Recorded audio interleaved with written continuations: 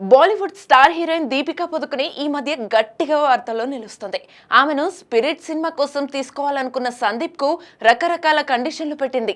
8 గంటలే పని చేస్తానని, రెమ్యునరేషన్ ఎక్కువ ఇవ్వాలని, లాభాల్లో వాటా కావాలని, కొన్ని రకాల సీన్లు ఉండొద్దని, తనకు అనుకూలంగా ఉన్న రోజుల్లోనే షూటింగ్ పెట్టాలని కండిషన్లు పెట్టేయడంతో సందీప్ సీరియస్ అయ్యాడు.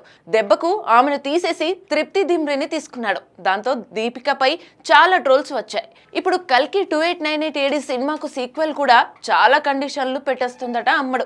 ప్రభాస్ హీరోగా వచ్చిన కల్కి సినిమా భారీ విజయాన్ని అందుకున్న సంగతి తెలిసిందే. దానికి సీక్వెల్ గా కల్కి 2 అవబోతుంది. ఇందులో దీపిక పాత్ర కీలకంగా ఉండనుంది. కానీ ఇప్పుడు దీపిక కండిషన్ల వల్ల నాగశ్విన్ కు ఇబ్బందులు తప్పట్లేదంట. ఈ ఏడాది చివర్లో మూవీ షూటింగ్ స్టార్ట్ చేయాలని అనుకుంటున్నారు. ఇప్పటికే స్క్రిప్ట్ పనులు కూడా శరవేగంగా పూర్తి చేస్తున్నారు. ఇలాంటి టైంలో దీపిక కండిషన్లు పెట్టడం పెద్ద సమస్యగా మారింది.